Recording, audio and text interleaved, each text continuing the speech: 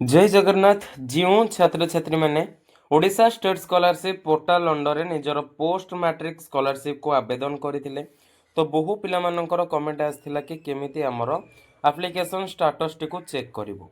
तो बहु पिलाମାନଙ୍କର रिक्वायरमेंट सत्वे मो भिडियोटी तुम आनिली। तो ये भिडियो में जानिबा तुमମାନଙ୍କର स्टेट स्कॉलरशिप पोर्टाल रे तमे किपरि निजर पोस्ट मैट्रिक स्कॉलरशिप रो स्टाटस टी को चेक करि परिवो। तो भिडियोटी आरंभ करिया पूर्व पिलामाने कहि रखुछि चैनल को नुआ कर विजिट करथिले चैनल को सब्सक्राइब करी बेल नोटिफिकेशन को ऑल सिलेक्ट कर दियो जा फल आमर सर्वप्रथम नोटिफिकेशन तम पाखे पहुंची पारिबो। निजर गूगल किंबा क्रोम ब्राउजर जे सर्च करिवो ओडिशा स्टेट स्कॉलरशिप पोर्टल पिला माने सर्च कर साला पारे तमारे गोटे एमती का इंटरफेस पिला माने चली आसीबो।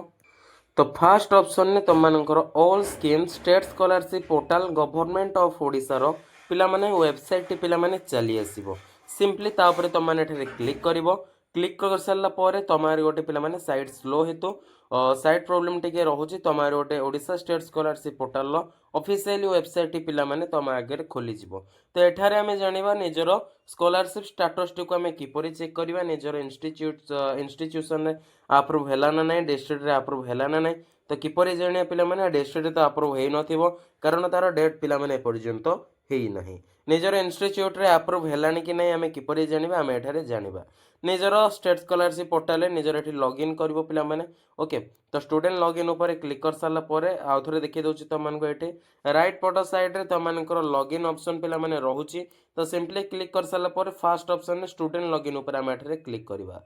क्लिक कर सारा पर निजर यूनिक नंबर किंबा आधार नंबर एठारे दबा एवं निजर स्टेट स्कॉलरशिप पोर्टल पासवर्ड एठारे आम इंपोर्ट करवा एवं निजर जो सॉल्व एठारे देइछि आको सॉल्व करके सिंपली आम एठारे साइन इन ऊपर आम क्लिक करवा। क्लिक कर सारा पर तुमମାନଙ୍କର एठारे जो लॉगिन कर स्कॉलरशिप टी जो आवेदन कर तुमମାନଙ୍କର एठारे वेबसाइट टी तुमମାନଙ୍କର खोली जीवो।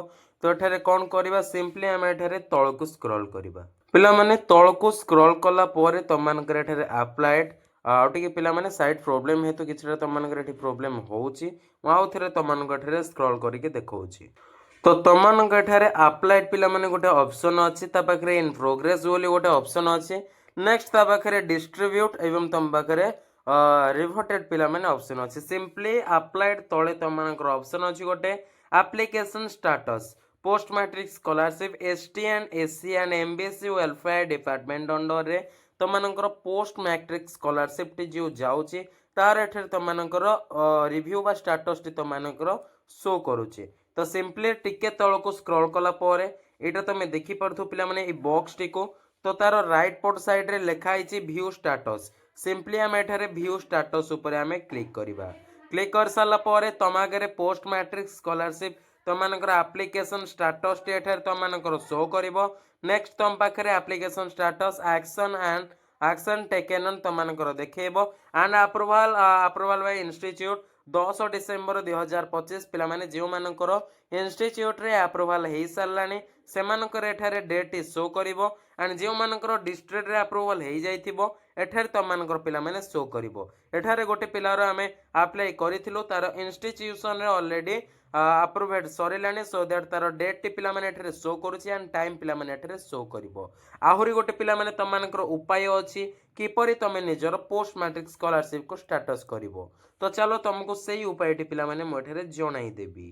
सिंपली पिला माने तमे Odisha state scholarship portal search कर साला पर सिंपली से state scholarship portal official website को तमे विजिट करिवो।